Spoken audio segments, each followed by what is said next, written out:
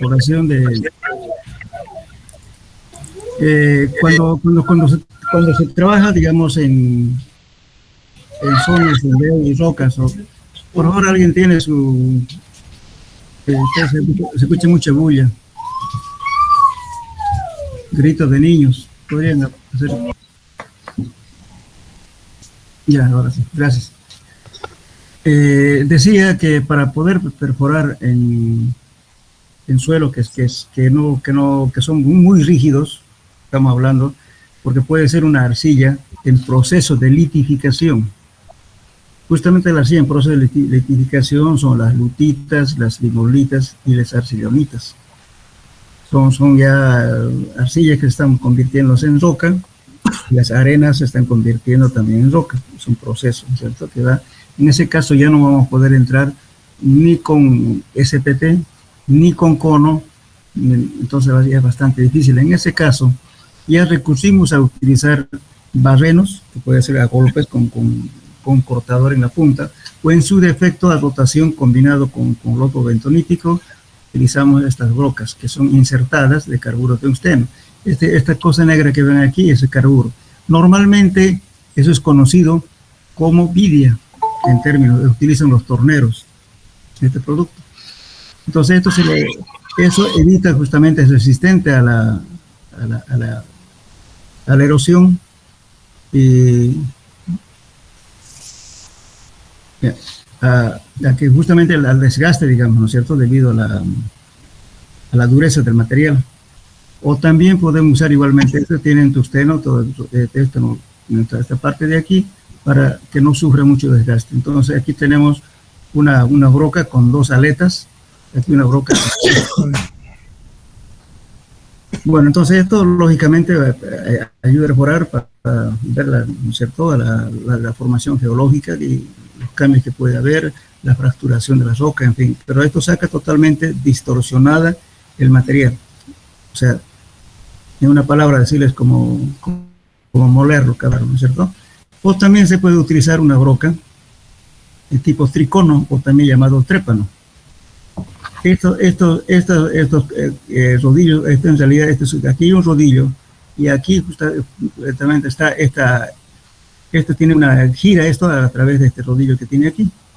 Entonces la calidad, digamos, de este material de acá también es en función del tipo de roca o suelo que va a avanzar. Si estamos perforando con rocas blandas, entonces se consigue un trépano de formación blanda. También es de formación media y otra de formación dura. Cuando es formación dura, entonces esto que ven acá es con bolas de tungsteno. Entonces duro. Entonces esto al girar, ¿qué hace? Va triturando la roca, ¿no es cierto?, y va perforando. Este mismo tipo de, digamos, de herramienta utilizan los que perforan las petroleras. En el suelo utilizamos de vez en cuando para hacer puentes o zonas donde hay roca. Bien. Después viene esto. Estas son brocas con diamante. Este se llama una corona, ¿no es cierto?, con diamantada. Cuando ustedes vean los bastante grandes, significa de que es una formación blanda, ¿no es cierto?, y que entonces el diamante que tiene entonces de baja dureza. En cambio, si esto es que no se ve en realidad los diamantes, eso es de impregnación de diamante, entonces eso es para una formación dura. También la abertura de estos canales va a variar en función del tipo de desgaste que tienen que hacer en las rocas. En los catálogos ya está, esto dicen, bueno, la serie número tanto es para este tipo de roca.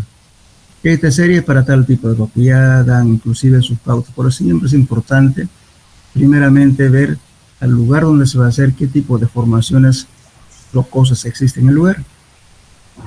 Es fundamental eso para poder presupuestar, porque imagínense ustedes, les vamos a dar una comparación de costos. Supongamos que van a hacer ustedes en el lugar donde van a hacer una perforación con rocas, tengan una formación de cuarcita. Cuarcita está próximo a ser cuarzo, duro. Ya, bueno, ustedes van a presupuestar como si fuera una arenisca o una lutita que es fácil de cortar. Entonces presupuestan justamente con una corona que sea relativamente barata. Una corona, el BQ, que es más chico, después viene el NQ y HQ. Entonces, por ejemplo, el BQ, que es la más chica, que tiene esto, la abertura total es aproximadamente 60 milímetros, 6 centímetros, y esta parte de aquí viene 3.6 centímetros. Recuperamos estos núcleos de acá. Estos son los... Su micrófono. Por favor, su bulla.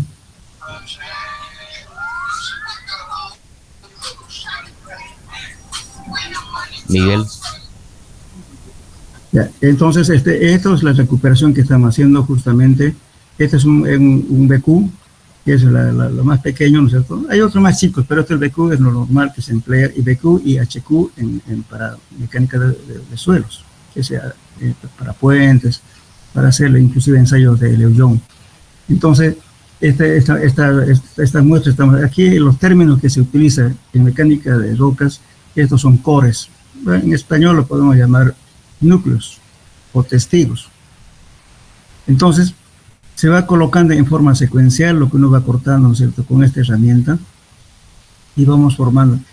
Termina acá y empieza aquí, termina aquí sucesivamente. Esto nos da, si queremos formar la litología en el suelo, podemos verlo. Entonces usted lo va a ver objetivamente cómo está conformado la roca. Entonces, donde vemos aquí que hay mucha cantidad, digamos, ¿cierto?, de pedazos, eso significa que de aquí la roca está totalmente fracturada.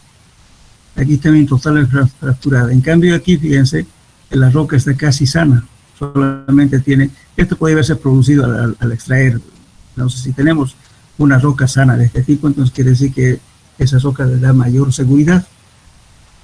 En cambio, cuando está fracturada, el porcentaje de recuperación es mínimo. Muchas veces perforamos 1 metro y solamente recuperamos, qué sé yo, 15 centímetros, 20 centímetros. Entonces, eso se saca el porcentaje de recuperación, que es muy importante. Cuando el porcentaje de recuperación es muy baja, significa que tenemos que tomar factores de seguridad muy altos. En rocas puede variar de 5 hasta 25 o 27 de factor de seguridad. Lógicamente que las rocas que estamos sacando, vamos a hacer una mecánica de rocas. Vamos a cortar acá y vamos a someter a compresión, siempre cuidando de que el diámetro, perdón, la altura de este testigo tiene que ser mínimo 2 veces el diámetro o 2.5 veces el diámetro. Entonces someta a compresión y vamos a detener los datos de compresión. Si queremos hacer ensayos de tracción en rocas, también simplemente cortamos y lo hacemos por método de Carneiro. Es un método que se coloca una carga aquí y 2 apoyos y podemos detener los valores de tracción de la roca. Pero seguramente me dirán, ¿para qué necesitamos tracción? A ver, ¿alguien tiene una idea para qué me puede servir un dato de un valor de tracción? ¿Tienen idea? Supongamos que estamos haciendo un puente y ese puente tiene cables, ¿no es cierto? Es postensado. ¿Y los cables cómo van? Los cables van justamente con orificios clavados en las rocas de la parte lateral. Entonces ahí justamente, ¿qué se hace? Se inyecta el cemento, se mete el cable y se inyecta cemento, ¿no es cierto?, para que seque y luego quede adherido en el agujero. Entonces cuando hay la presión de tracción del cable, también la roca entra con atracción. Entonces eso hay que tenerlo también, el valor. Entonces eso se hace en los ensayos de los testigos que sacamos. Podemos dar ensayos de tracción, de compresión, porosidad, peso específico, en fin, todos los datos nosotros podemos dar de mecánica de rocas. Con eso entonces decimos, bueno, esta roca es buena y por tanto con factor de seguridad relativamente bajo usted puede apoyar cualquier cosa, pero si está totalmente fracturado, entonces hay que como le puede decir, los valores que adopta el calculista, hay que ponerle un término. Por ejemplo, si yo digo una resistencia que me dé, que se yo muy alto, no lo voy a decir, por ejemplo, póngale un peso de 50 kilos por centímetro cuadrado. Es una aberración. Porque, ¿qué pasa? Cuando yo pongo peso, ¿no es cierto?, empieza a sufrir digamos, se acomodo las partículas y por tanto voy a tener hundimiento. O de repente la roca se puede fracturar porque están totalmente rotas. Entonces pongo un término, voy a decir la tensión admisible a adoptar como en este suelo, ponga que sea 4 kilos por centímetro, no menor o igual a 4.5 o 3.5 kilos por centímetro cuadrado. Con eso trabaja. Estamos limitando que no se exceda de los valores muy altos. ¿Por qué? Porque la roca está fracturada. Aparte de eso, determinamos lo que se llama la calidad de roca. Este término de RQD significa calidad de roca. Entonces, para determinar calidad de roca, contamos, ¿no es cierto?, todas partículas que salen mayores o iguales de 10 centímetros, entonces se saca el porcentaje de en un metro cuántos pedazos de esos tiene, entonces se saca el porcentaje de RQD. A esos cuerpos de prueba se somete a los ensayos de compresión, tracción, etc. Eso es lo que se hace. Entonces, lógicamente que esta broca hay diferentes formas, fíjense. Eso es muy importante. El técnico que contraten ustedes para que haga el trabajo tiene que ser experto y con experiencia, si no lo va a hacer fracasar. Porque estamos hablando de cosas, supongamos, esta broca de una formación relativamente blanda le va a costar por lo menos alrededor de unos 400 a 500 dólares. Bueno, y si es impregnada con alto quilataje de diamante, eso le vaya a costar 700, 800 dólares. Entonces, si la persona que no sabe usar adecuadamente el equipo, porque este es un equipo de perforación, tiene aquí un aplicador de presión para que rompa esto, la roca, y a la vez va girando. Y tiene una caja de cambios como un vehículo normal, desde 200 revoluciones por minuto hasta 4000 revoluciones por minuto. Tiene un guinche, todo lo demás. Entonces, la aplicación de la presión, el operador tiene que saber cuánto le va a aplicar de presión. Entonces eso es muy importante para que la persona que va a hacer el trabajo sepa escoger la broca adecuada para que no haya mucho desgaste. Por suerte que los vendedores ya tienen un catálogo donde dice este tipo de broca es para tal tipo de roca, este tipo de broca es para tal cosa. Entonces ayuda para adquirir. Y bueno, entonces ahora, cuando se trabaja en zonas muy fracturadas, es importante que utilicemos doble herramienta. O sea, se coloca un tubo, no sé si tengo que, lamentablemente no puse, bueno, se trabaja con doble herramienta. Supongamos que estamos perforando en un lecho de río, que es lo más fregado. Entonces, ¿qué hago? Primeramente voy a meter un casing, una camisa, que va a tener mayor diámetro que esto. Esa camisa también tiene corona de diamante, tiene diamante. Además, en la parte lateral también tiene diamante para que no sufra el desgaste por abrasión al hacer girar el tubo. El tubo que se utiliza también es de alta resistencia a la abrasión, no es cualquier tubo, no es un acero dulce, digamos, es especial para perforación, por eso cuesta caro el varillaje de perforación para este tipo de equipos. Entonces se mete el casing, la camisa, y bueno, una vez que se mete este equipo para sacar el núcleo, el corte que va a través del tubo.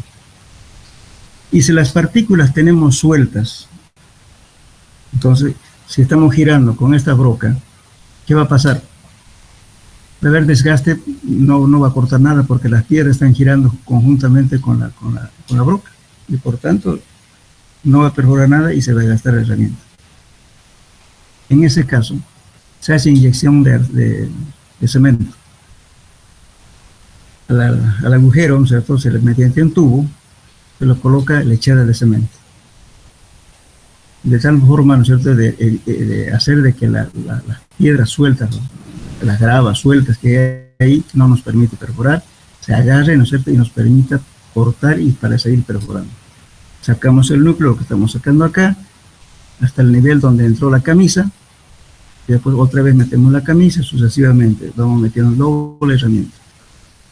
Entonces justamente el costo de usar doble herramienta, doble corona, entonces hay que cobrar más caro. No es lo mismo que perforar en una roca sana, que perforar con canto rodado en el río. Es más caro, gasta más herramientas. Bien, entonces esto lógicamente se utiliza en puentes, en edificaciones. Por ejemplo, en La Paz nosotros hemos hecho trabajos para edificios bastante altos, que tienen 30 niveles, el otro tiene 33, en fin. Ahí se perforó justamente con roca, porque es pura piedra, canto rodado. Entonces hay que necesariamente perforar con este material, con este tipo de equipo. Bien, ahora también sirve justamente la próxima tarea que van a tener ustedes, va a ser cuando vemos la permeabilidad, voy a darles una tarea que se llama el ensayo de permeabilidad mediante el método de Leu-Young. El Leu-Young es un método que sirve para determinar si esa roca está totalmente fracturada, si se va a perder el agua por filtración o no. Entonces se hace un ensayo de permeabilidad, pero para eso también se utiliza justamente las mismas estas herramientas. Se va perforando en donde haya, si todo el estrato, digamos, tuviera roca fracturada, entonces podemos hacer el ensayo cada metro. O donde haya cambios de material. Si encuentro roca fracturada, ahí hago. Y si es roca sana, entonces ¿para qué voy a hacer? Voy hasta encontrar otra formación y ahí voy a hacer el método del Young. El método del Young, ¿en qué consiste el ensayo? Perforo, hago el agujero con este sistema, el hueco en la roca, y luego saco la herramienta de rotación, y voy a meter una tubería, lógicamente con un packer especial, es una tubería metálica. El packer se llama, es una palabra, podemos decir un tapón, que entonces le voy a taponear y el agua voy a meter mediante el tubo. Entonces, para que cuando estoy metiendo el agua a presión al agujero, entonces tiene que haber un tapón de tal modo que no salga el agua por arriba, sino tengo que obligar de que el agua salga por la parte lateral. Entonces, para eso tengo que tener unas barras de acero, podemos utilizar tuberías galvanizadas, ¿no es cierto?, de 3/4, 1 pulgada, dependiendo del caso, y le colocamos un packer, un tapón que venden los fabricantes. Y luego, a través de una bomba de alta presión, una bomba de pistón, estamos metiendo la presión. Esa presión también tiene que estar calculado en base a lo que puede ocurrir si yo tengo una represa de 40 metros. Entonces, fíjense la presión que va a sufrir la parte lateral de la masa de agua. Entonces, yo tengo que similar más o menos aproximadamente lo que voy a meter el agua. Presión tiene que ser más o menos igual a la presión que le voy a colocar cuando esté embalsado el agua, cuando el agua está acumulado. Entonces meto presión y vamos a ver la cantidad de agua que entra por unidad de tiempo. Eso se llama el número de Leu-Young. Entonces, si es excesivo, entonces, ¿qué hacemos? Tenemos que hacer un tratamiento en la parte lateral y en el cierre de la represa para que no haya fuga por filtración. Entonces hacemos agujeros en la parte lateral, en la parte central, y inyectamos cemento o bien arcilla defloculada. Es decir, aceite que ponemos un dispersante y le hacemos como leche y le metemos con bomba de alta presión a los agujeros, o bien lechera de cemento. De tal modo que ese cemento, ¿no es cierto?, taponea todas las fisuras que tiene la roca para que el agua no salga libremente, si no habría mucha pérdida por filtración. Entonces justamente el ensayo de Leu-Young nos sirve para eso. En túnel es lo mismo. Si va a hacer un túnel hay que hacer un ensayo y hacer ensayo de Leu-Young. Porque imagínense, toda una roca totalmente fracturada y cuando hay lluvia va a chover agua que da miedo. Entonces de repente los vehículos no van a poder pasar por exceso de agua. Entonces, si se hace, entonces hay que prever si se va a hacer justamente, se va a tapar, digamos, ¿cierto?, con bombeo de cemento o alguna alguna obra adicional para que la filtración no afecte el cruce de los vehículos. Y también habrá que hacer arriba en el coronamiento del cerro, hacer sistemas de drenaje, ¿no es cierto?, superficial, de tal modo que infiltre la menor cantidad posible de la roca. Para eso sirve el ensayo de Ullón. Bien, lógicamente esto, como vuelvo a repetir, hay diferentes diámetros, dependiendo de la necesidad, pero mecánicas de rocas, como en el caso nuestro, el NQ y el HQ es suficiente. El NQ es el que saca muestra de 3.4 y el HQ le saca de 6 centímetros de diámetro. Es lo suficiente para hacer lo que necesitamos conocer para estructuras. Bien, entonces eso sería en cuanto a la formación, digamos, cómo perforar en rocas. Ahora también, muchas veces cuando hace un sondeo común, aparece una camada de gravas o piedras. En ese caso muchas veces dice, bueno, no se puede pasar, aquí rechazo, métale el peso que quiera, porque hay piedra, ¿no? Puede ser puntual. De repente unas cuantas piedras ahí, justamente lo que está perforando se chocó con eso y va a creer que es piedra.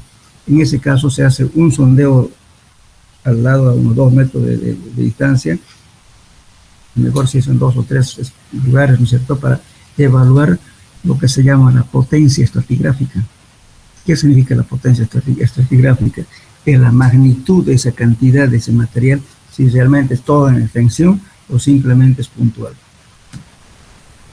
Por eso hay que hacer un chequeo, ¿no? Uno no puede decir, ¿sabes qué? Choqué piedra, rechazo, le pone R, bueno, métale cualquier peso, no. Puede ser que sea muy puntual. Entonces hay que estar seguro de eso. Muchas veces, si es así, ¿qué hacemos? Utilizamos una barreta o bien un cincel con punta afilada y le metemos a golpe, lo partimos la piedra y atravesamos, lo hacemos a un lado. Y echamos bentonita con lodo bentonítico, impregne el material y que quede clavado hacia la parte lateral para que sigamos perforando. En muchos casos por eso. La gente que no tiene experiencia no hace aquí piedra, roca, ya está ahí se quedó. Uno como por responsabilidad hay que tratar de pasar sí o sí ese camada. Ahora, si ya realmente, si no se puede, y hay muchas dudas, entonces ya metemos el equipo a rotación con corona de diamante o tuxteno. Bien. No sé si tienen preguntas, jóvenes, de lo que estamos hablando.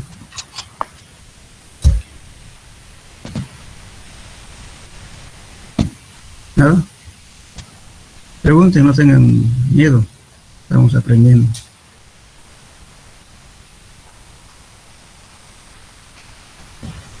Hola, ¿me escuchan, no? Hola, hola. Sí, Ya. sí lo escuchamos y no. Ya. Sí, ingeniero, se escucha. Perfecto. Entonces vamos a ir, ya que no hay preguntas, vamos a ir a los métodos geofísicos. Son métodos indirectos para evaluar justamente los suelos. Uno de los métodos geofísicos son los métodos indirectos. Uno de ellos es el método sísmico. El método sísmico se utiliza mucho en el área petrolera. ¿En qué consiste este ensayo? En la propagación de ondas, en la velocidad que hace las ondas. Pues nos da, por ejemplo, ¿no es cierto?, este es metros por segundo es velocidad. Pues justamente aquí tenemos, primeramente se hacen agujeros, ¿no es cierto?, hasta una cierta profundidad y se ponen justamente las cargas explosivas y mediante un detonador hacemos que exploten justamente los explosivos que están hechos en los huecos, que están colocados en los huecos. Y mediante un amplificador, ¿no es cierto?, lo que se llama el oscilógrafo, se registra justamente, ¿no es cierto?, la propagación de ondas en diferentes profundidades. Entonces, en función de eso, se mete a un programa que tiene, ¿no es cierto?, ya está computarizado, y le va a dar justamente el perfilaje eléctrico, el perfil geotécnico aproximado de las formaciones que existe ahí. Entonces, este tipo de ensayos se hace a mucha profundidad y, lógicamente, también se hacen en diferentes direcciones para evaluar toda el área donde se sospeche que hay petróleo en un caso. Pero en nuestro caso, es muy específico. A veces en cruce de puentes se hace, o la posibilidad de ver si hay una falla geológica, hasta dónde va esa falla. Si de repente vamos a hacer un camino por donde hay una sola falla geológica, entonces, ¿cómo se determina falla geológica? Así de mirar simplemente no lo vamos a ver. Entonces, si el geólogo más aprovecha las imágenes satelitales o fotografías aéreas. Antes era aéreas, ahora hay satélite. Pero es justamente, ¿no es cierto?, por la formación de las texturas, vegetación y todo lo demás, detecta que puede haber una falla geológica. Entonces ahí tenemos que hacer ensayos. No con el objetivo de buscar petróleo, aquí de buscar oquedades, digamos, de dónde puede estar la falla. Para eso es útil en este método. Bueno, después viene el método de resistencia eléctrica, que es el método más utilizado en nuestros fines. Eso fue inventado por el doctor Wegner. ¿Y en qué consiste este método? Se coloca, fíjense, el equipamiento que vamos a utilizar. Aquí tienen, fíjense, aquí lo podemos ver objetivamente. Aquí estamos haciendo un trabajo para detectar si hay agua o no hay agua. Estamos haciendo un sondeo eléctrico vertical, un CEP. Entonces aquí tienen carreteles, un tipo de cables, que son estos que están viendo acá. Y luego tengo una fuente de poder, que esta es una simple batería de vehículo. Y lógicamente tenemos tenemos el amperímetro, ¿no?, que lo va a leer la corriente eléctrica. Y tenemos electrodos que estamos clavando en diferentes lugares. Bueno, aquí está la línea, ¿eh? Acá hay un punto y otro punto y otro punto sucesivamente en toda esta línea. Y después lo vamos a hacer en diferentes lugares, también en sentido transversal, también, y evaluamos con una malla, ¿no es cierto?, en qué lugares podemos encontrar la posibilidad de encontrar agua o posibilidad donde nos permita perforar. De repente en lugares es pura piedra, entonces va a ser difícil perforar. Entonces con esto nos da un sondeo, un perfil, lo que llamamos sondeo eléctrico vertical, pero aproximado, no es tan real. Una variación de estrato puede ser 1 metro, 2 metros, dependiendo de la sensibilidad del equipo y también de la experiencia del geofísico. Este señor que está aquí es un geofísico. Este es un fiscal de obra, este es un ayudante, y aquí también un ayudante que está ahí por parte de la empresa. Bien. Entonces, ahora la resistencia, las cosas, la caída potencial de esto se pasa. Entonces, cuando estamos pasando energía, están midiendo un valor. Entonces, este potenciómetro eleva y baja el voltaje de la corriente. Entonces, si quiere mayor profundidad, va incrementando la potencia. Igual que un equipo de soldar. Si usted quiere utilizar un electrodo más grueso, aumenta la potencia, ¿no es cierto?, el voltaje. Lo mismo aquí. Este aparato tiene un elevador de potencia, un potenciómetro, que incrementa el voltaje. Entonces, lógicamente, de todo el paso de la corriente a través de esto estamos midiendo con un amperímetro. Estamos midiendo. Entonces, aquí, fíjense, la resistividad eléctrica estamos viendo aquí y ya está tabulado, fíjense, está en ohmios por metro.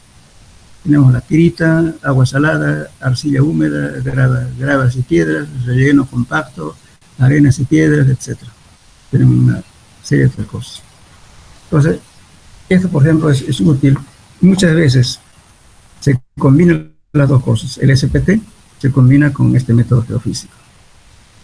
Por ejemplo, en el estudio que hicimos nosotros en la planta de urea de Bulo Bulo, primeramente se hizo un trabajo conjunto entre geofísica y SPT.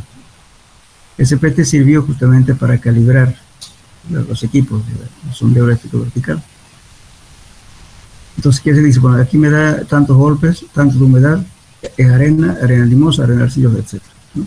Entonces, el geofísico que está diciendo en profundidad con su equipo está detectando cuántos ohmios. Estos son de tanto. Entonces, aquí es arena, aquí es arcilla, etc. Entonces, dando esos valores, ¿no es cierto?, está calibrando su equipo, que más o menos está para no equivocarse mucho. Pero algunos no hacen eso, algunos directamente toman de la tabla, ¿listo? Pero a veces cuando es un trabajo serio, entonces se hace este tipo de comparación, una calibración con el equipo de CPT. Y lógicamente vamos sacando muestras y eso lo vamos a hacer humedad en laboratorio y saben exactamente cuánta humedad tiene. Entonces ahí va a decir, bueno, arena húmeda, arena saturada, etc. Las condiciones con que tenga. Pero en este caso, por ejemplo, el sondeo que estamos haciendo no se ha hecho así. No se calibró directamente, se hizo un sondeo,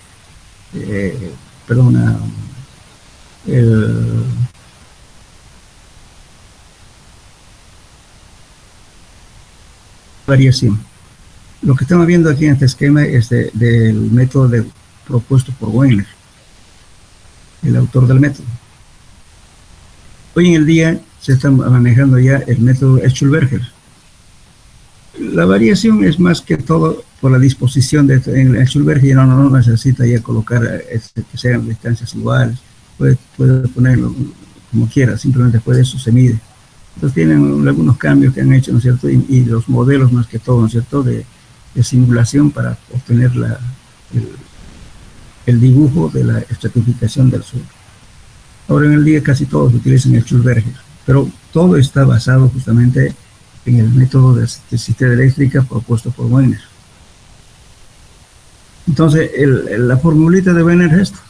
La densidad eléctrica es esta. 2 por pi, por la separación de los electrodos, por la corriente eléctrica, dividido entre la intensidad de la corriente. Eso nos da la resistividad. Entonces el doctor Wengler, ¿no es cierto?, estaba reconocida por la US Boreal estándar, ¿no es cierto? Y bueno, ahora ya otros autores ya le han variado un poquito su fórmula y su forma de hacer los ensayos, y es el método que están empleando, es el Schulberger. Bien, este es el que más se maneja en nuestro método, en cruce de puentes. Por ejemplo, si estamos haciendo un edificio de 30, 35 pisos, digamos, un peso grande, y hay que estar seguro de lo que estamos haciendo. En ese caso, se combinan las dos cosas. Supongamos que ustedes van a perforar, qué sé yo, a 30, 35 metros, con SPT, o con cono, con lo que sea. Y hacen su perfil geotécnico y van a tener los parámetros a cada metro. Pero ¿qué pasa después de los 35, 40 metros? No se sabe nada, ¿verdad? Puede ser que haya oquedades. La formación geológica es bastante caprichosa. Si están trabajando, por ejemplo, en zonas calizas, como el Puerto Suárez, Guijarro, en todas esas zonas piedras calizas, y hay lo que se llama cavernas kársticas. Las cavernas kársticas son cavernas en piedras calizas donde circula el agua, entonces suele haber cavernas muy profundas, a veces causas de agua subterráneas. De repente no lo detectamos los 30 metros de eso, pero los 35 hay ese problema. Imagínense asentarle un edificio sobre eso, entonces es peligroso. Entonces para eso se emplea este método, para hacer una observación a mayor profundidad. Eso más que todo. Y luego también en cruces de puentes también se hace este tipo de ensayo. Y en los vertederos de residuos sólidos. El basurero, por ejemplo, ¿cierto? Como no controlamos qué tipo de basura se van poniendo, hay metal, hay goma, hay materia orgánica y de todo. Entonces no lo clasificamos la basura. Y para perforar, después de varios años de uso, no va a poder perforar en forma directa. ¿Por qué? Porque tiene gomas, las gomas pues a pasar 100 años de seguir gomas, no se degrada. Después la vestimenta digamos, plástica que uno usa, ¿no es cierto? Las camisas, ropa, todo lo que sea que es sintético no se degrada. Lo que se degrada son todo lo que es algodón, todo eso, materia orgánica, después lo demás sigue intacto. Entonces, perforar en un vertedero de residuos sólidos para saber si ya se desintegró el material o no es difícil. Nosotros en el vertedero de residuos sólidos varias veces hemos intentado entrar, inclusive ya en los vertederos que ya están en desuso. Se puede entrar a mucho esfuerzo hasta la mitad, pero no se puede entrar hasta mayor profundidad. Entonces han optado de haber hecho justamente estudios geofísicos mediante el método de densidad eléctrica, para más o menos ver cómo está la formación. Bien. Y después viene el otro método, por último, es el método magnético y gravimétrico. Más que todo es un método que se empleaba, ¿no es cierto?, antiguamente, todo basado justamente en el polo magnético de la Tierra.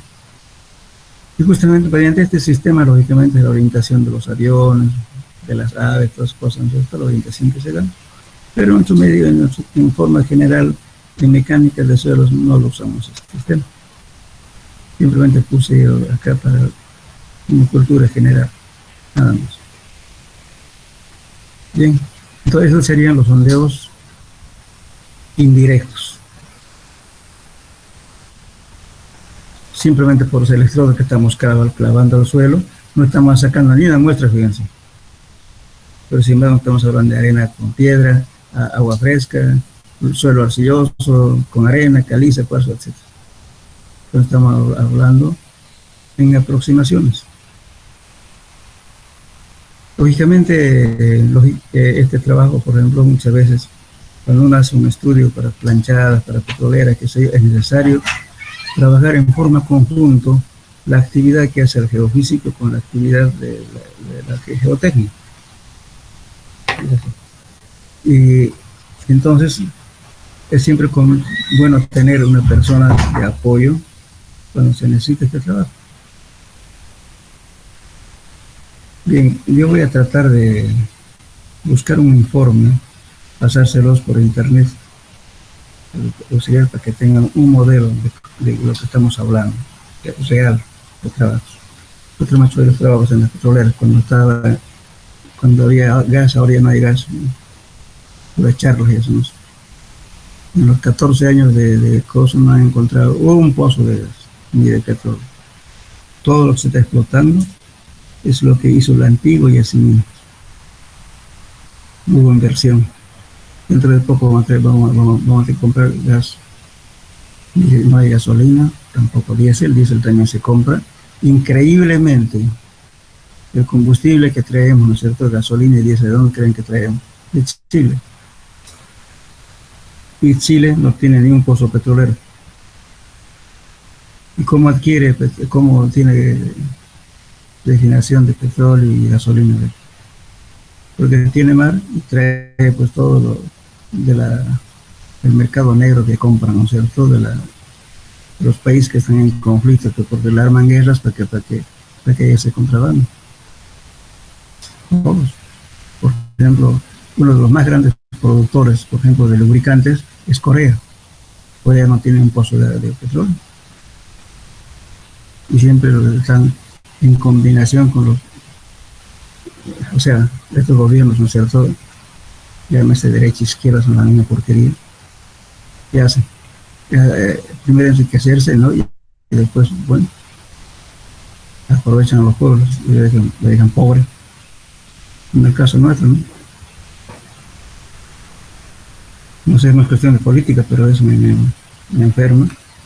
Imagínense, en nuestro país está famoso George Soros, el famoso izquierdista que hace revoluciones, contrabando de armas, de todo, y es accionista de la mina San Cristóbal, con intereses todavía, ¿no es cierto?, asociados con los famosos gobernantes en la producción de litio. Así de simple. Nuestro país está mal. Somos ricos y todos los países que tienen recursos naturales quedan pobres porque las huchas bien se lo comen, acompañado justamente por el enriquecimiento de los gobernantes. Llámese de izquierda, derecha, de cualquier color, la misma porquería. Por eso, fíjense, ¿cuánto de territorio hemos perdido? No por guerra, por manejos netamente de la politiquería. Hemos perdido justamente, como se dice, en gabinete. Me disculpar que toque este temita un poquito. ¿Por qué hemos perdido el Acre? El Acre estaba todavía en situación de conflicto hasta el año 1964, un poquito más antes. Hasta que Brasil le ofrece la construcción del ferrocarril Santa Cruz-Puerto Suárez. Financia la construcción y se firma justamente la pérdida de por vida todo el acre boliviano. Ahora, que han hecho los grandes salvadores de nuestros países? Le vendieron las acciones a quienes, a los chilenos, y los chilenos les han hecho nuestros ferrocarriles. El ferrocarril que todo en los Andes, que vinculaba justamente a Argentina con todo y más.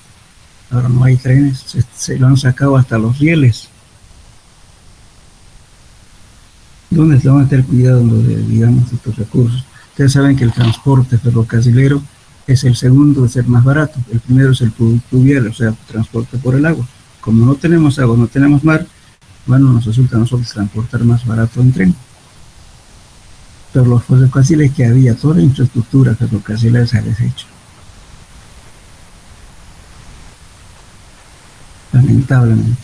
Yo voy al interior, los trenes que venían de La Paz, que iban hasta Argentina, ya no van. El ferrocarril que existía en La Paz, Oruro, Cochabamba, se ha deshecho. El ferrocarril que venía de Chile, pasaba por Potosí, pasaba por Sucre, y Sucre conectado justamente en, ¿cómo se llama?, con Uyuni, de Uyuni, Argentina. Ya no existe. Jóvenes, ustedes que son generación nueva, tienen que pensar en nuestro país. Somos un país limítrofe. Tenemos que hacer de que la infraestructura ferrocarrilera sea más grande, sea competitiva. ¿Por qué? Porque las cargas por camión no sirven. Hay gente, pues ustedes han visto, ¿no?, haciendo aeropuertos para llevar banana a la Argentina. Pues las cosas más, elevaciones más grandes. Independiente de todo. Yo pienso como boliviano. Bueno, seguiremos con el asunto porque si no van a meter juicio por difamación. Bueno, no sé si tienen preguntas hasta ahí, jóvenes. ¿Tienen dudas? Díganme. O alguna cosa que hayan visto también, para que aclaremos.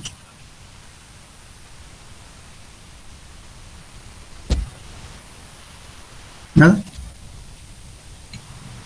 Ingeniero, buenas tardes. ¿Cómo está, joven? Buenas tardes.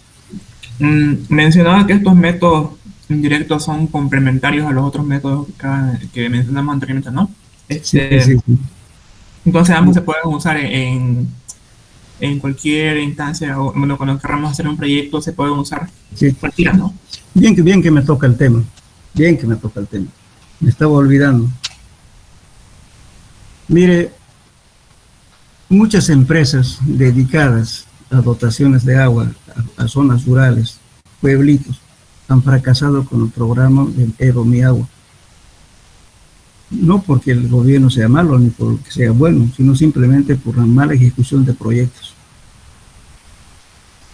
Por cuestiones políticas, ¿no es cierto? El proyecto se hace en La Paz y no conocen el oriente, no conocen las zonas. Entonces han hecho proyectos, ¿no es cierto? Y lamentablemente las empresas que se adjudican el trabajo es que bajo un proyecto que se ha licitado.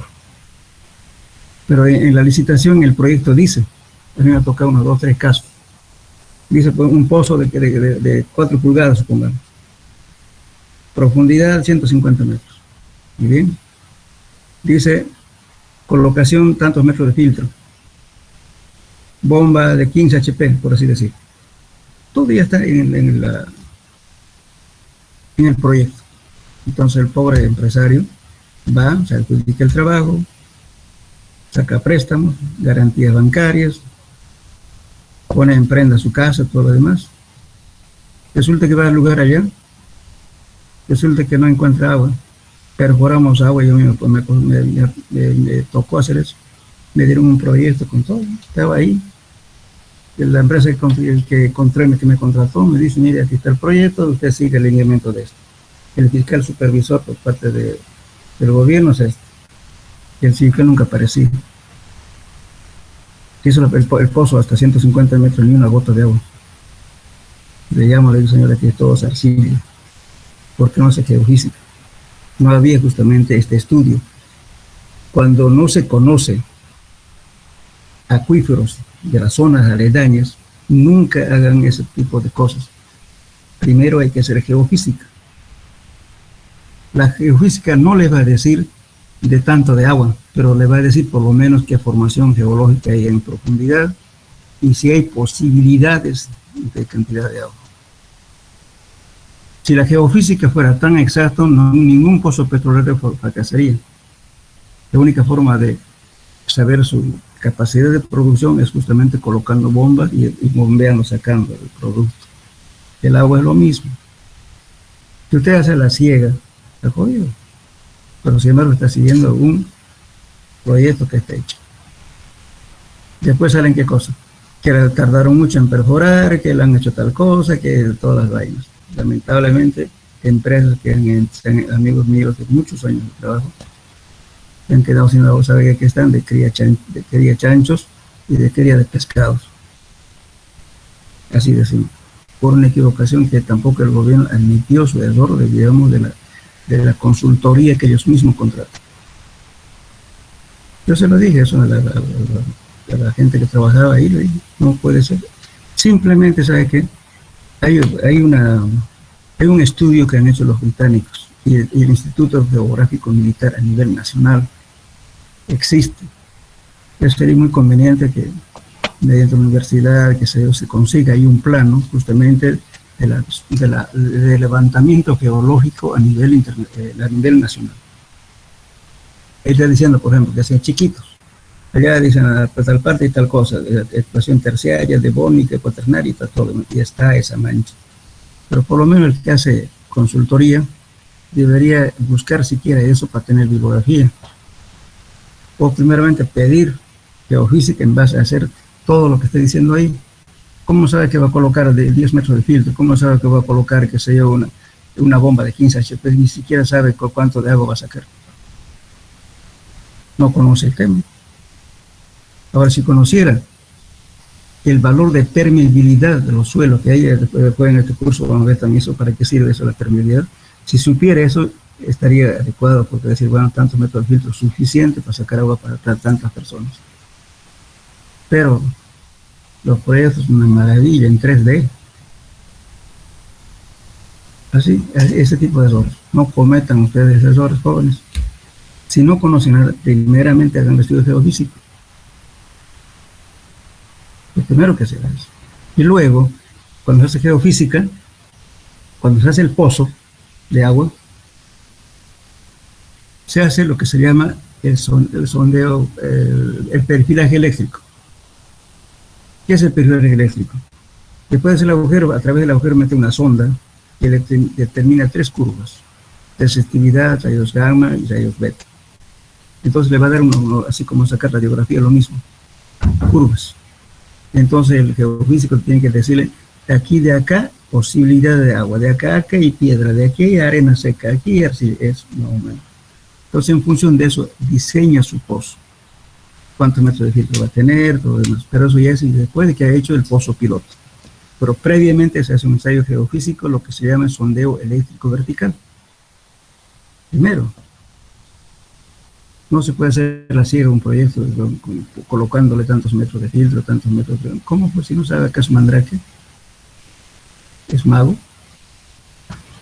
Ese tipo de cosas ocurre en nuestro medio. Somos ingenieros civiles. ¿Por qué hacemos esa huevada? ¿Verdad? Y en el proyecto algunos pueden tener éxito, porque lógicamente en zonas donde hay agua, aquí en el entorno de Santa Cruz, ustedes van a encontrar agua, hasta un ciego va a encontrar agua. Al norte, bueno. Pero si ustedes van de aquí hasta el kilómetro 15, carretera Cochabamba, más allá ya no hay agua. La Guardia no tiene agua. Muchos dicen, no, pues está cerquita el río Piraí. Claro, el río Piraí está por una formación geológica terciaria, está sobre arcilla dura. Y encima sedimentos aluviales, ya no tiene agua. Agua tiene solamente por la precipitación pluvial, por la recarga hidráulica, nada más. Por eso los guardeños carecen de agua. Usted ve que al kilómetro, repito, al kilómetro 15 ya tiene ese tipo de problemas. Así es.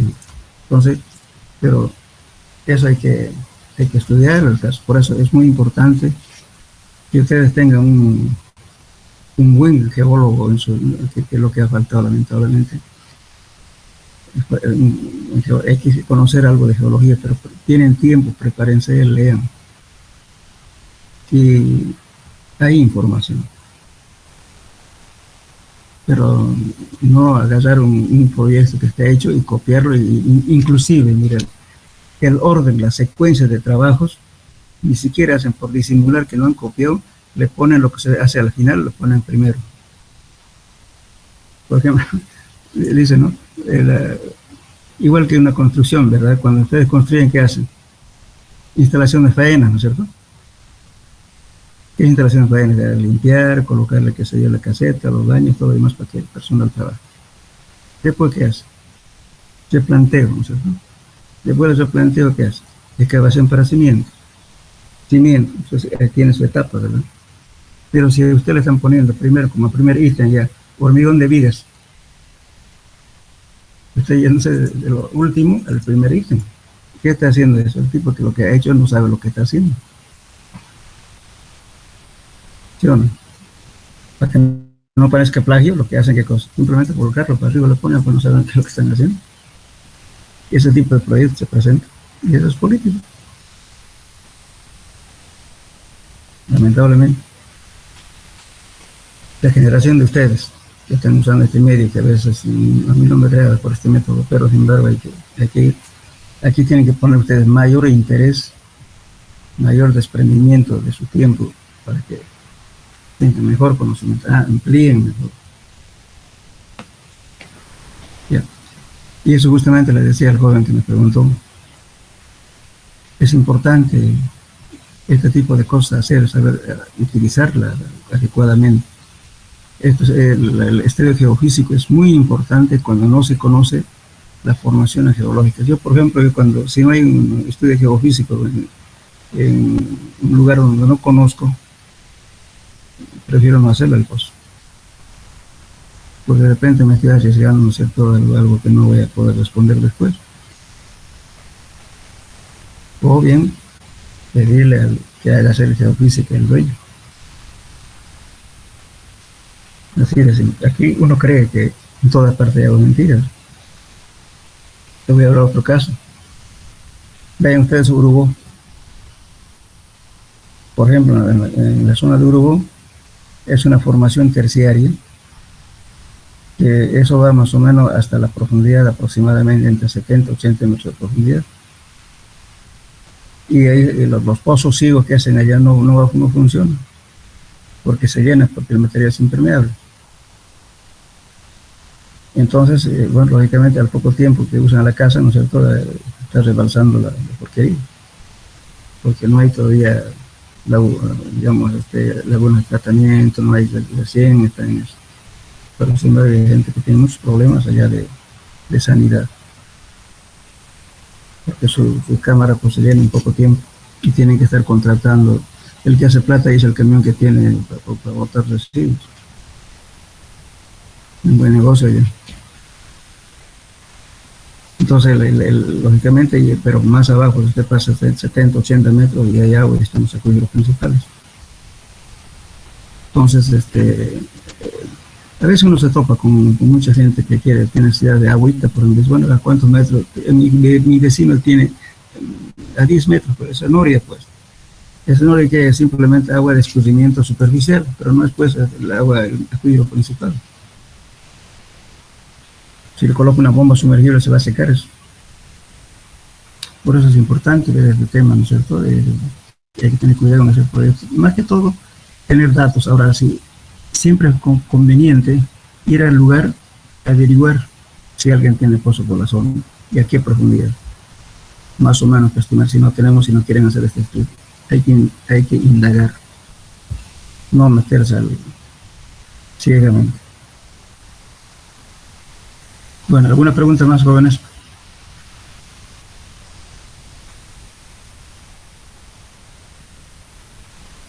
¿Nada? ¿Hasta qué hora nuestra clase? Hasta las 6:15, ¿no? O 6:30. 6:15. Ya 6:15, ya tenemos tiempito, entonces vamos a hablar de lo siguiente. Bueno, antes de, digamos, de hablar de la utilización de los datos que tenemos los sondeos, vamos a hablar justamente de cuánto, o sea, en base a qué vamos a ver qué profundidad vamos a hacer los sondeos. Hay varios criterios, pero los criterios que más, al menos a mí me convence lo siguiente. Este criterio que estoy viendo aquí, ya no lo usen. Yo le he puesto así lo que se pensaba antes. Vamos a hablar de número, tipo y profundidad de los sondeos. Cuando hablamos de profundidad de sondeo, el número y tipo de profundidad de los sondeos dependerá del tipo de estructura y área a construir, como también de la formación geológica y del lugar del estudio. Pero sin embargo, mencionaremos algunos de estos criterios. Este fue el primer criterio. Decía, por ejemplo, un ratito voy a enchufar mi computadora.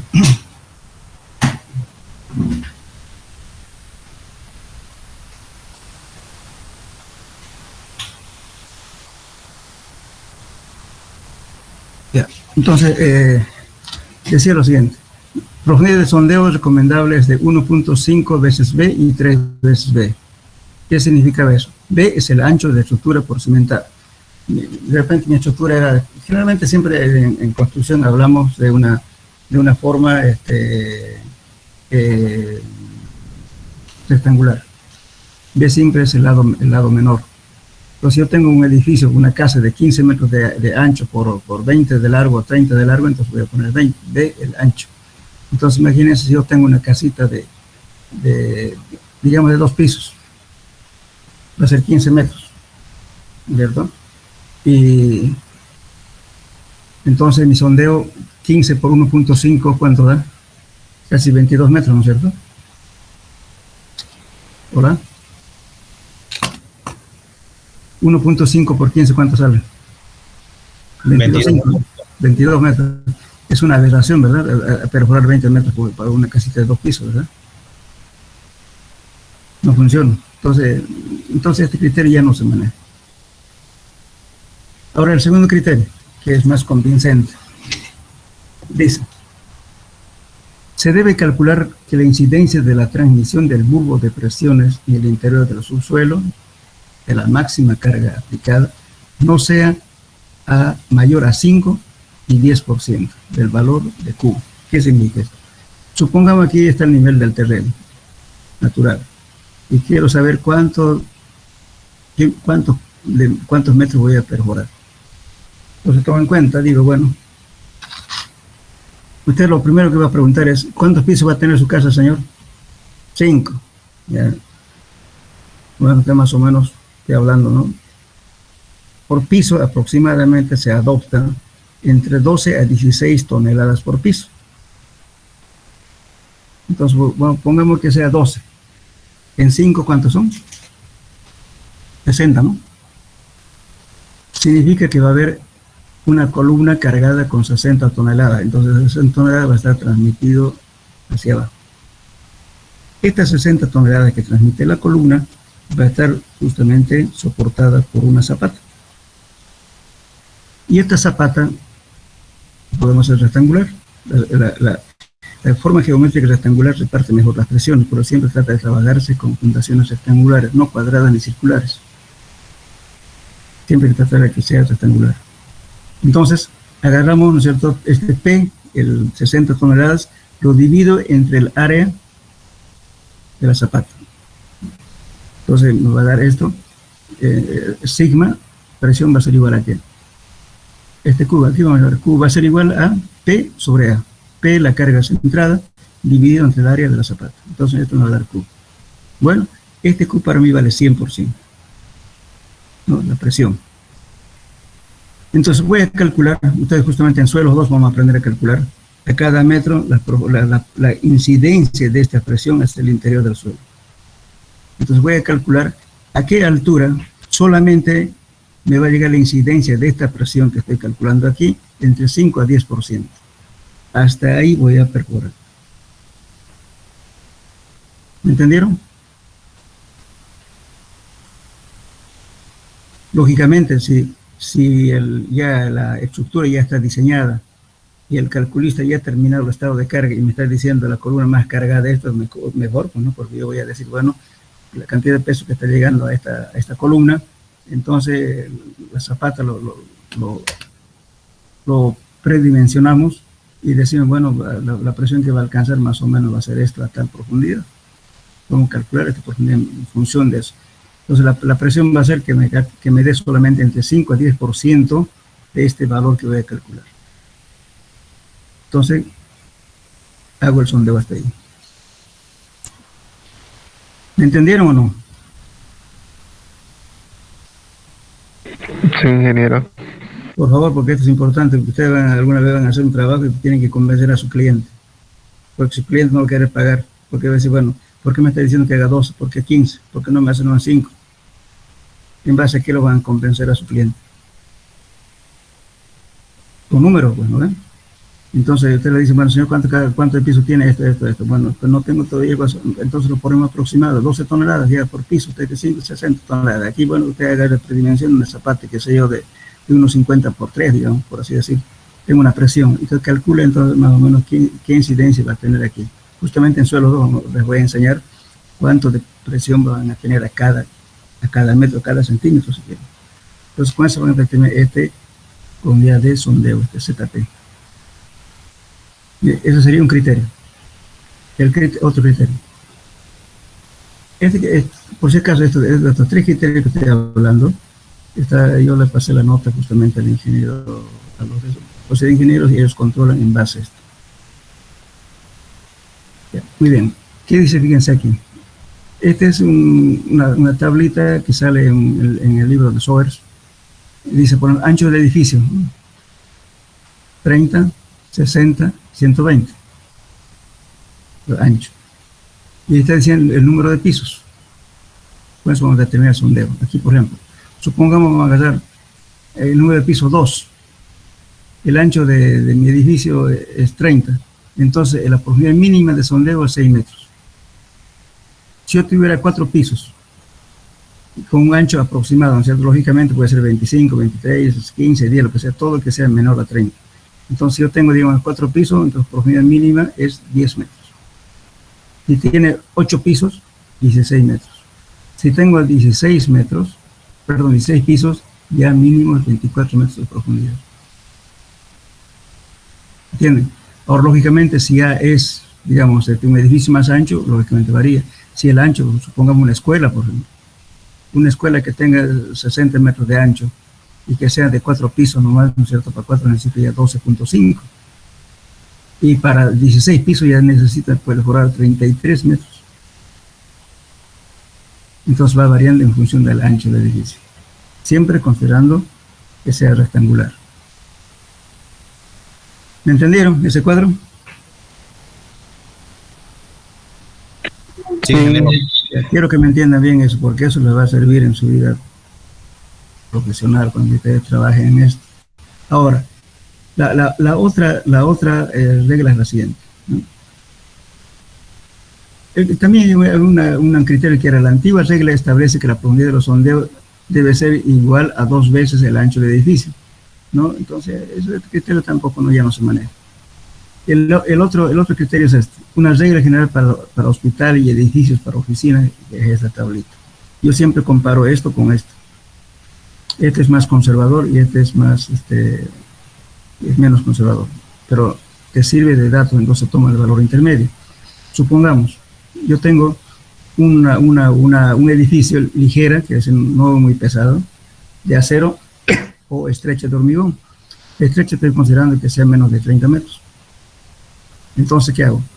La profundidad de sondeo, que yo estoy llamando ZP, va a ser igual a 3. S significa número de pisos, elevado a la 0,7. Ahora, si la estructura es pesada, ancho, por ejemplo, como una fábrica o donde va a ser un hospital muy grande, o un colegio, un estadio, entonces yo tengo que irme por este valor. 6 por S a la 0,7. Por ejemplo, no es lo mismo considerar una casa para vivienda que un colegio. o que un estadio. A ver, ¿por qué, jóvenes? ¿Tienen idea?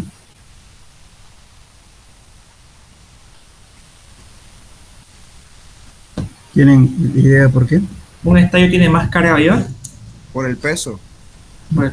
Por la carga viva es, digamos, muy divagante. Por ejemplo, ¿qué pasa? ¿No? Cualquier cosita que vaya, ¿dónde van todo el público que está ahí? Un sector, ¿verdad? Y cuando mete un gol, ¿qué pasa? Todo el mundo se para, ¿verdad? Y grita, ¿no? Entonces las cargas vivas son bastante divagantes. Igual que un colegio. Un colegio, cualquier alumno hace una jochita por ahí y todo el mundo se va, ¿verdad? Igual que en la universidad, ¿no? Una vez una elección, por patear a ánfora sentaron en una aula que estaba en el tercer piso. Imagínate, casi la mitad de esa gente, más de 500 personas estaban arriba. Entonces, la carga viva como se va a un lado. En cambio, en una vivienda no va a pasar eso. Entonces, por eso es importante que se tomen muy en cuenta hospitales, estadios, o sea, inclusive en las zonas donde hay actuaciones, que sea de artistas, que sea todo lo demás. Hay que tener en cuenta.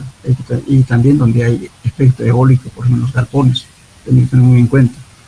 No por el peso del galpón, sino es por la magnitud de la vibración de las cargas eólicas, eso es lo que está empujando. Es una barrera natural y el viento sopla durante horas. Y entonces el suelo puede llegar a tener una resonancia. La resonancia de ondas ocurre cuando todas las frecuencias de las ondas tienen la misma magnitud, ¿cierto? Por mucho tiempo. El suelo colapsa. Eso es una falla por resonancia. En los puentes lo mismo. ¿Por qué en los puentes, no es cierto? No están fijos, empotrados. Tienen movimiento. Antes utilizaban unas bolas para que el puente se mueva con el trajín de los vehículos. Y también el viento. Ahora se coloca neopreno. Eso es como amortiguador justamente para mitigar, para que no haya problema de resonancia en los puentes, que se caiga solo. Por eso hay que tener, mucho depende de qué tipo de estructura van a hacer. Esto estamos hablando, por eso dice aquí, ligera de acero o estrecha de hormigón, ¿no? Dice, es de una serie general, hospitales y edificios para oficinas. Pues aquí, por ejemplo, digamos, supongamos, a ver si tienen una calculadora, a ver, vamos a verificar con este de 8 pisos, a ver, ¿qué diferencia nos da entre este y este? Supongamos que es un edificio no muy ancho, pongan 8 aquí elevado a la 0,7. 8 elevado a la 0,7. ¿Cuánto da? Por 3.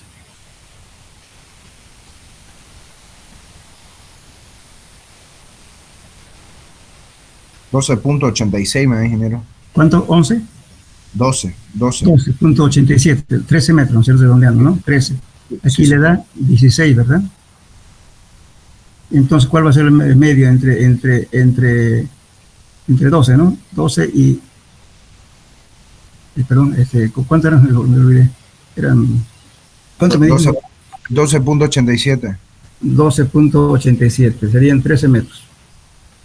13 metros estamos viendo estamos analizando para 8 pisos, ¿no? Aquí nos da 16 metros y aquí nos da 13. Entonces, ¿cuál adoptaría? Mínimo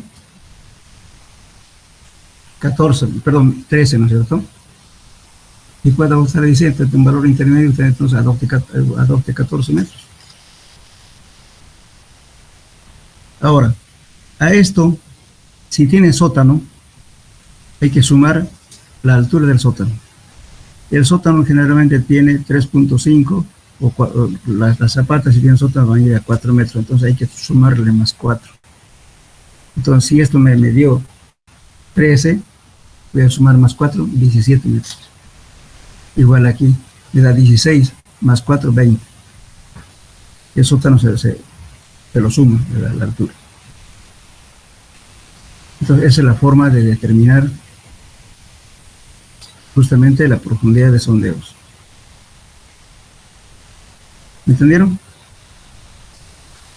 Bueno, ahora vamos a ver otro criterio. Estos tres criterios, este manéjenlo bien.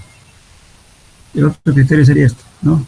La profundidad de sondeo es C por B Este es un método brasilero. Dice C por B igual a 8. ¿Qué quiere decir esto? Que nunca debe ser un sondeo nunca menor a 8. Entonces significa B dice ancho del rectángulo de menor área envolviendo la proyección de la construcción, es el ancho menor de la edificación. Digamos que sea 15 por 30, digamos, ya usted toma 15. El C es coeficiente cuyo valor depende de la carga media del predio sobre el suelo. Peso de construcción más la sobrecarga. Usted dice muy bien, la carga del edificio va a ser tanto con las paredes, tantas toneladas, más la gente que va a vivir ahí, tanto. Entonces, ese peso dividido entre el área de la construcción le da ese valor que va a ser peso medio en toneladas metro cuadrado. Entonces, si está variando ese peso entre 9 a 15, toma un valor de C igual a 1.5. Entonces, la profundidad de sondeo va a ser entonces C, que es 1.5, multiplicado por B por el ancho menor del edificio. Es una forma de determinar. También hay otra, que es esta. La profundidad media de los sondeos a partir de la cota de fundación. Usted dice, la fundación va a estar a tal nivel y de ahí para allá se calcula. Puede ser 0,8 a 1 veces Q. Q es la carga distribuida y multiplicada por el ancho menor de la zapata, de la fundación. Eso también es otra forma de calcular. Siempre tiene que ser mayor o igual a 0,8 o a 1 por Q. El Q es la carga puntual dividido entre el área de la fundación. Eso le va a dar este valor Q. Y multiplica por el ancho de la edificación. Eso le va a dar profundidad de sondeo. Otro caso. Esos son los criterios que más o menos más se manejan. ¿No? Ya no se maneja como antes. Inclusive, mucha gente decía, ¿no?, que había un criterio antiguo. Le cargaban una mesa y le decía si la pata segunda tantos centímetros en el suelo, entonces vamos a perforar tanto. Y así es que ya murió, ya no funciona. ¿Está claro hasta acá, jóvenes? Sí, ingeniero. O sea, hay otros criterios también de los brasileros que está en función de la disposición de las zapatas. Pero rara vez uno tiene ese tema porque resulta que generalmente se hace el estudio de suelo antes del cálculo de las fundaciones. Hay un método que determina, por ejemplo, el área de las zapatas, si está en forma continua, si tiene excentricidad o demás, entonces usted calcula en base a la forma de la disposición de las fundaciones. Eso, si quieren, véanlo, está en el tomo 1 del Homero Pinto Caput, de mecánica de suelo y sus aplicaciones. Pero eso no lo puse yo porque es muy difícil que uno encuentre un plano, ¿no es cierto?, que esté totalmente distribuido. Y generalmente dicen, bueno, yo voy a construir tantos pisos y bueno, en función de eso determinan. Por eso este es bastante útil, ¿no? Especialmente yo manejo esto más esto. Y a veces calculo con esto. Cuando sé los datos de acá, calculo qué incidencia va a tener a esa profundidad. Entonces yo verifico las tres cosas, entonces digo, no, tu profundidad de sondeo es esto. Justamente a veces hay que discutir con los arquitectos, con algunos ingenieros, ¿no?, los colegas también que no manejan muy bien esto. Y peor pues a los propietarios, ¿no?, porque no saben, pues, de suelo uno creen que uno le está cobrando por cobrarle, ¿por qué dice tan profundo? Pero hay que justificar y lógicamente también esto no quiere decir que exactamente si usted encuentra un terreno duro a los 3 metros, ya no puede entrar, que sea unos 4 o 5 metros más en esa camada, lo deje ahí. También más después en la próxima clase vamos a hablar justamente de esto, cuándo se paran los sondeos. ¿Está claro hasta acá? Ingeniero. Sí, ingeniero. Dejaremos acá entonces, por favor, ya, la próxima clase continuamos. Está bien, ingeniero, muchas gracias. Hasta luego, jóvenes. Hasta luego, ingeniero. Hola, ingeniero. Hasta luego.